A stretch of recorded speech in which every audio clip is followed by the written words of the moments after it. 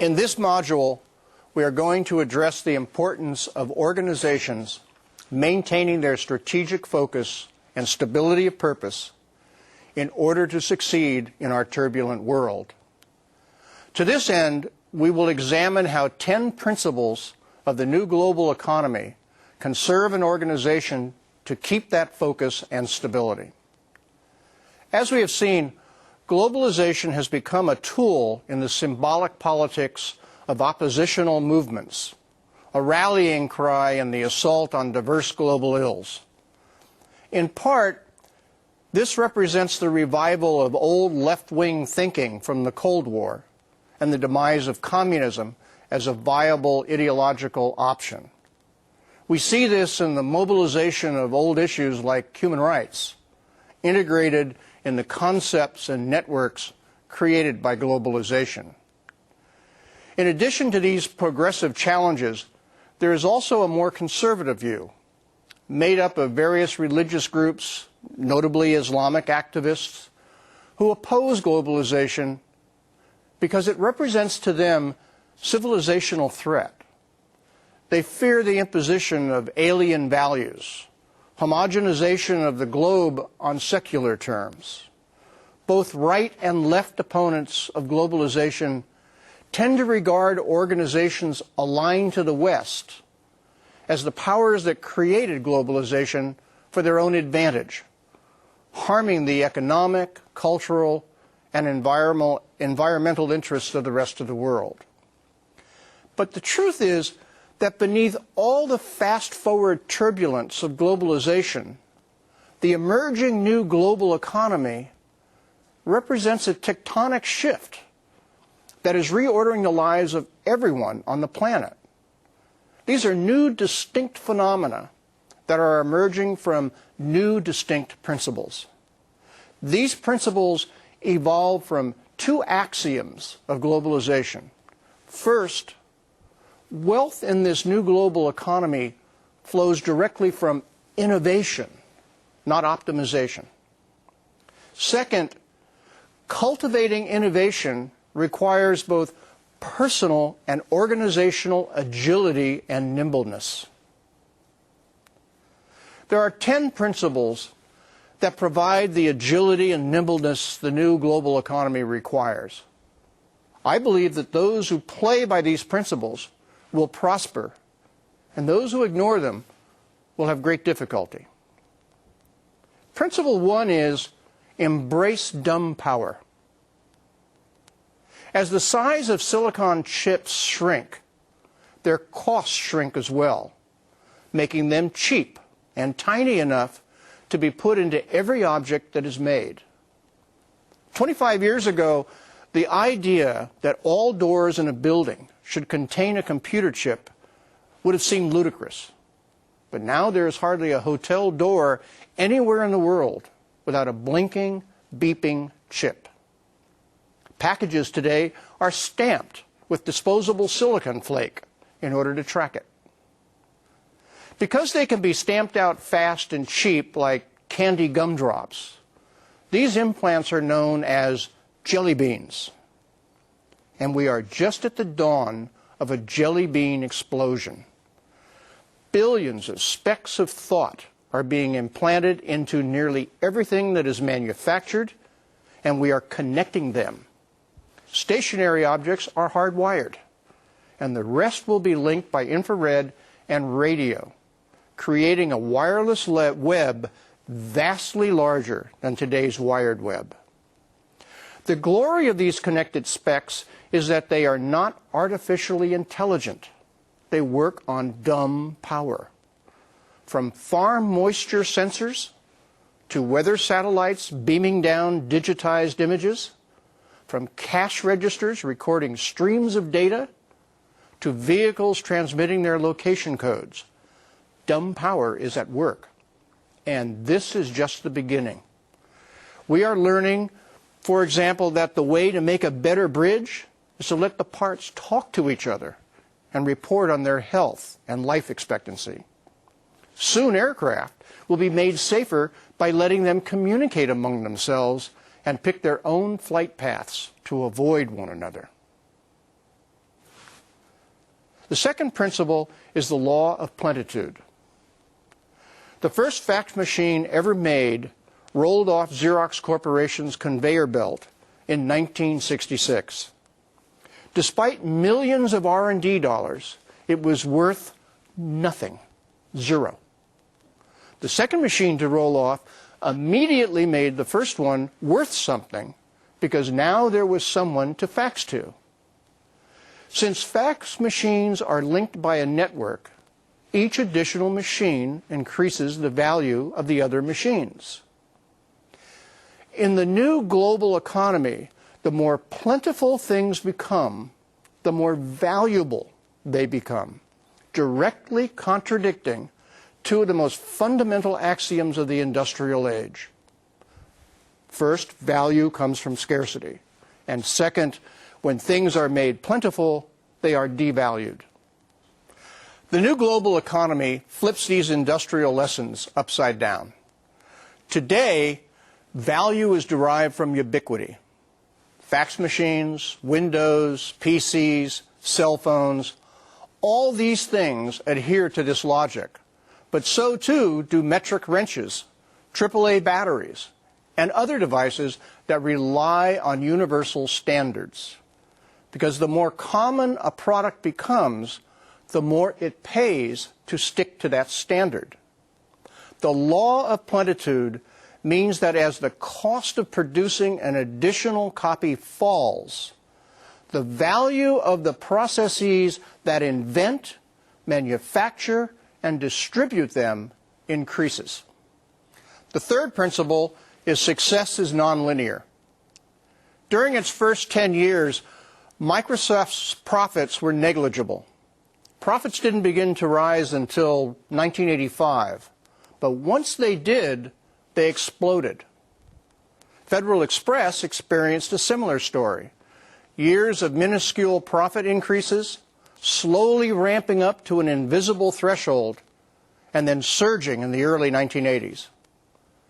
Each of these curves is a classic template of exponential growth, compounding in a nonlinear way. The compounded successes of Microsoft and FedEx hinge on the primary law of networks. Value on a network explodes exponentially with membership. The subtle point is that this explosion did not occur until the late 1980s, with the dual big bangs of jelly bean chips and collapsing telephonic costs, when it became feasible to exchange data almost anywhere, anytime. Because of this, in the new global economy, success is nonlinear. The fourth principle is significance precedes momentum.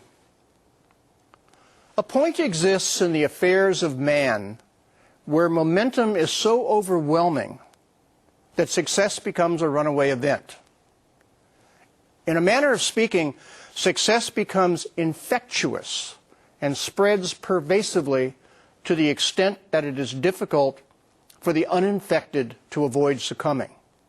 For example, how long did you hold out before having a TV, a PC, or a cell phone? In epidemiology, the point at which a disease has infected enough hosts that the infection moves from local illness to epidemic is known as the tipping point. There has always been a tipping point in business, after which success feeds upon itself. However, the low fixed costs, insignificant marginal costs, and rapid distribution that we find in the global economy depresses tipping points below the levels of industrial times. It is as if the new bugs are more contagious and more potent. Biologists often use the parable of the lily leaf, which doubles in size every day. The day before the plant completely covers the pond, the water is only half covered. And the day before that, only a quarter covered. And the day before that, a measly eighth. So while the lily grows imperceptibly all summer long, Only in the last week of the cycle would most bystanders notice its sudden appearance. But by then, it is far past the tipping point. Globalization is like a lily pond's hidden growth, with significance preceding momentum. The fifth principle is virtuous circles, or the law of increasing returns. As was noted earlier, in a network, value explodes with membership. We saw this effect in the way the Silicon Valley grew. Each new successful startup attracted other startups, which in turn attracted more capital and skills and yet more startups. Let's be clear about one thing, though. The law of increasing returns is not to be confused with the textbook notion of economies of scale. In the old rules, Henry Ford leveraged his success in selling cars to devise more efficient methods of production, enabling him to sell his cars more cheaply, which created larger sales, fueled more innovation, and better production methods. While the laws of increasing returns and economies of scale both rely on positive feedback, the former is driven by the power of networks, and economies of scale are not. In the global economy, increasing returns are created and shared with those engaged in the total process, users and competitors together creating the network's values.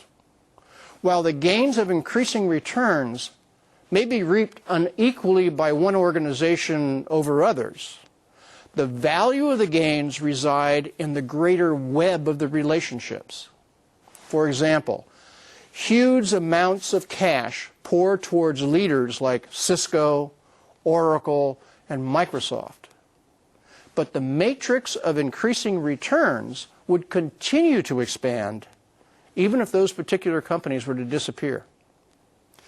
The effect is that today both workers and consumers feel more loyalty to their network than to their organization. The social web, suffused by jelly bean chips and copper neurons, creates an economy that knows no boundaries. The new global economy establishes webs of standards and outsourced suppliers, encouraging innovation, seeding the system with the very knowledge it gives away, and engaging as many participants as broadly as possible in order to create a virtuous loop where every member's success is shared and leveraged by all. The sixth principle is anticipating the cheap. One curious aspect of our global economy would astound someone 100 years ago. Today, the very best gets cheaper each year. This is becoming so ingrained in our contemporary lifestyle that we count on it without marveling at it. This paradox is the major engine of globalization. Through most of the industrial age, consumers experience slight improvements in quality for slight increases in price. But the arrival of the microprocessor flipped the price equation. Today, consumers expect drastically superior quality for less price over time. Today, price and quality curves are diverging so dramatically that the better something is, the greater the demand, the cheaper it will cost. Computer processors allow us to compound our learning in such a way that we are getting more out of less material. So potent is compounding chip power that everything it touches, cars, clothes, food, is expected to decrease in price. For example, amplified learning by shrinking chips has enabled just-in-time production systems and the outsourcing of very high-tech manufacturing to low-wage labor, both of which has lowered the prices of goods. Today, telecommunications is experiencing the same kind of plunges that microprocessor chips have taken, halving in price or doubling in power every 18 months. The chips pricing flip was called Moore's Law. The telecom flip is called Gilder's Law, for George Gilder, a radical techno-theorist who forecast that for the next 20 years, the total bandwidth of communication systems will triple every 12 months. The conjunction of escalating communication power with shrinking size of jelly bean nodes at collapsing prices leads to talk of bandwidth becoming free. What this means is that the price per bit transmitted slides down an asymptotic curve toward free, although the price curve falls toward free without touching it. Its trajectory is what becomes important. Bandwidth is not the only thing headed in this direction. Transaction costs are moving toward free. Information itself is headed toward free. Indeed, all items that can be copied, both tangible and intangible, adhere to the law of inverted pricing and becoming cheaper as they improve. While automobiles will never be free, their cost per mile will move in that direction. For consumers, this is heaven. Prices will continually move toward free while quality is open-ended. For instance, all-you-can-use telephone service someday will be essentially free, but its quality can only continue to ascend just to keep competitive. The question is, how will the telecommunications companies make enough money for profit, R&D, and systems maintenance? The answer is by expanding a telephone set's capabilities. In the new global economy, the best keeps getting cheaper, and as it does, it opens space for something new. Principle 7 is follow the free. As services become more valuable, they become more plentiful. And when they cost less, they become more valuable. The extension of this logic is that the most valuable things of all should be those that are given away. Microsoft gives away its web browser, Internet Explorer. Qualcomm gives away Eudora, a standard email program, in order to sell upgraded versions. Some 1 million copies of McAfee's antivirus software are distributed free each month. And of course, Sun gives away Java, sending its stock up and launching a mini-industry of Java application developers. Because compounding network knowledge inverts prices, the marginal cost of an additional copy is near zero. Because value appreciates in proportion to abundance, a flood of copies increases the value of all the copies. For this reason, the more value the copies accrue, the more desirable they become, and thus the spread of the product becomes self-fulfilling. Once a product's worth and indispensability is established, the organization can sell auxiliary services or upgrades. How do companies survive in such a world? There are three answers. First, think of free as a design goal for pricing. Even if not reached, the drive toward the free makes the system behave as if it does. In other words, very small flat rate may have the same effect as flat-out free. Second, when one product of a system is free, it usually positions other services to be valuable. Third, and most important, moving toward free is a way to prepare a service or a product's becoming free. What this means is that in the new global economy, it is wise to structure your business as if what you are creating will be free in anticipation of where its price will go. Consider this. TV Guide is more profitable than the networks it guides viewers to. Gillette loses money on razor sales, but wins on blades. Hewlett-Packard loses on printers, but profits from toner cartridges. And finally, each human has an absolute limit of only 24 hours per day to provide attention to all the innovations and opportunities around him. Giving stuff away garners human attention, or mind share, which then leads to market share. The eighth principle is let go at the top. The rich, interactive, and highly changing shape of the global economy is seething with activity. New niches pop up constantly, but go away just as fast. Competitors begin at the bottom and then are gobbled up at the top. One day you are king of the mountain, and the next day there is no mountain. All organizations, profit and nonprofit alike, face two problems as they attempt to find their optimal fit in an environment in which turbulence is the norm.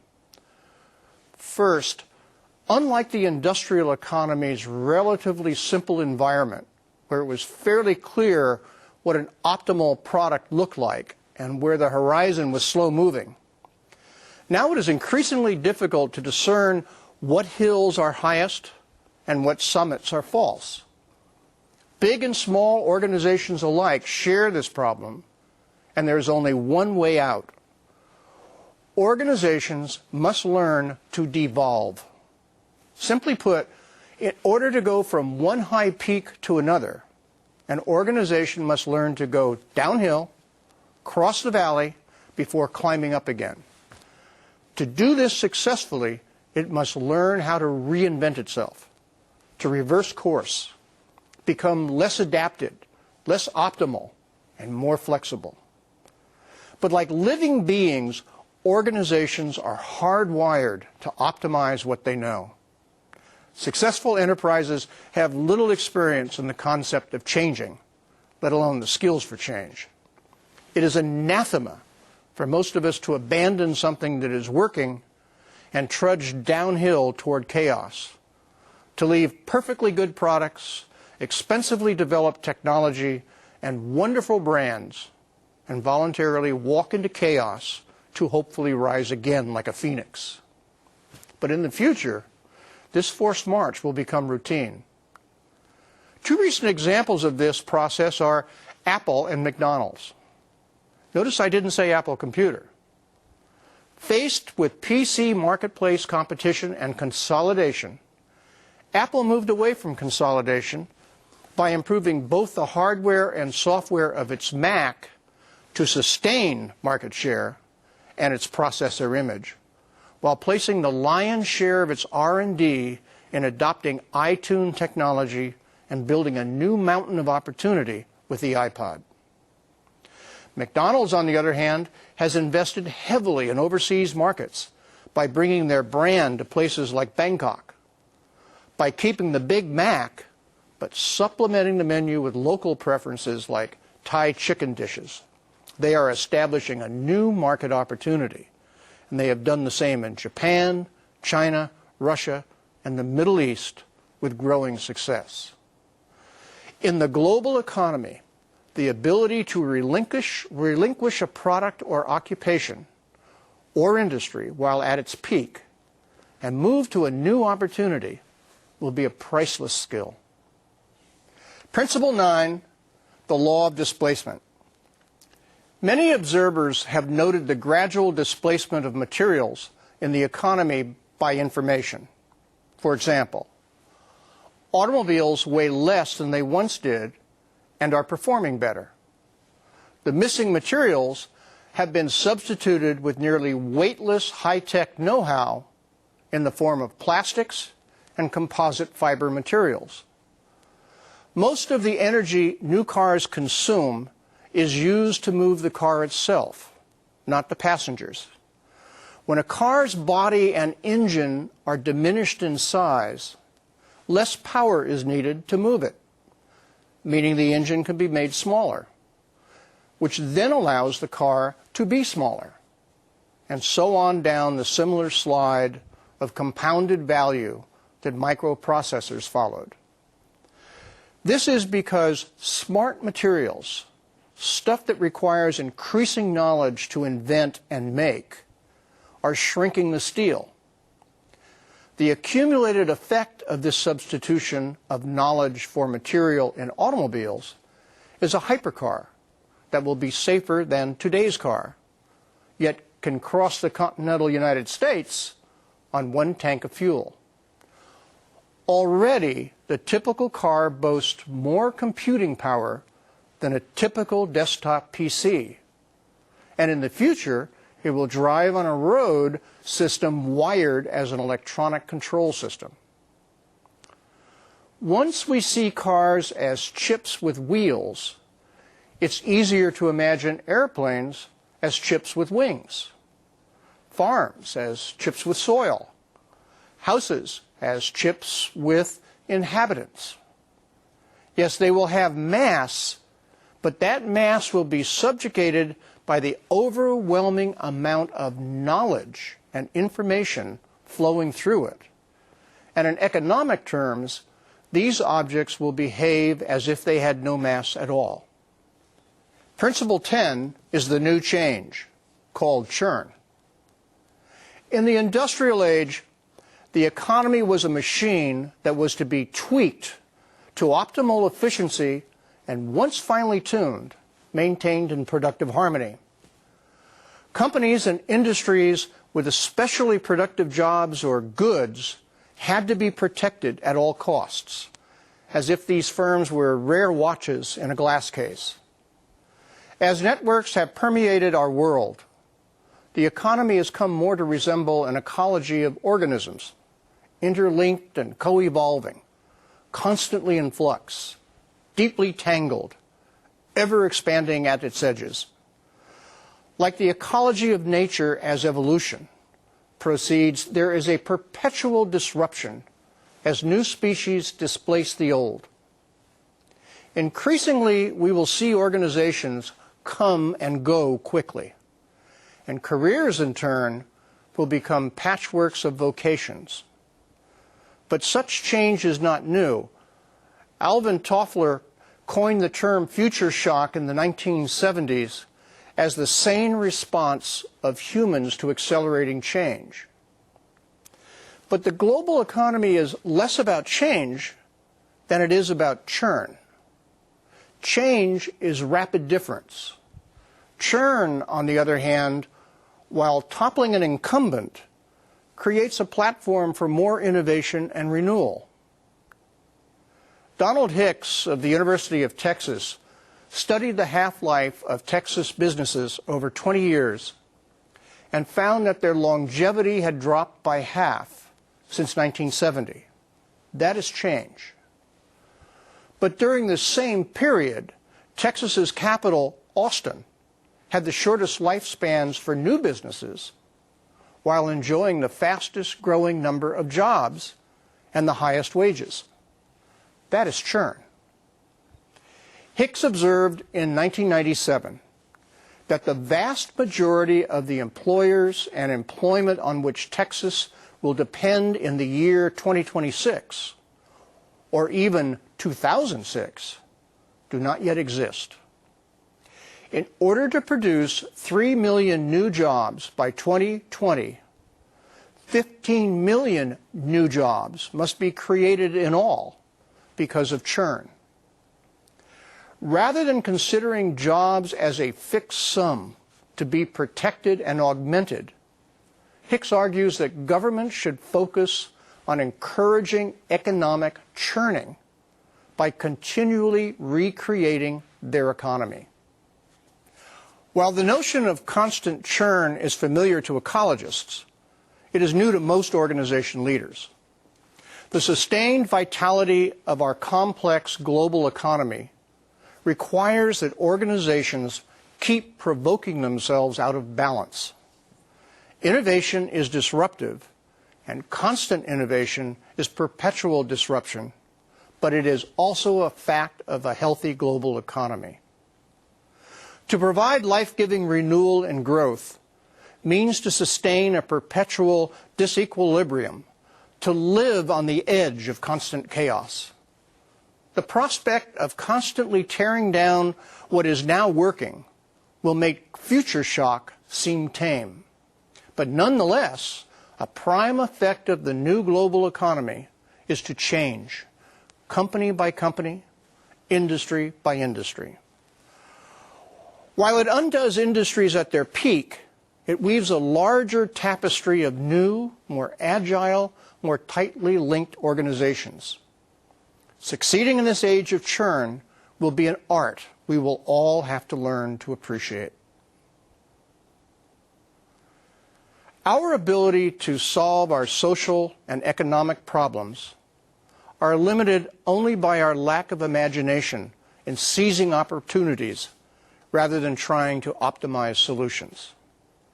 As the late Peter Drucker said, "Don't solve problems, seek opportunities." The good news is that the new global economy plays to our human strengths like innovation, originality, and imagination.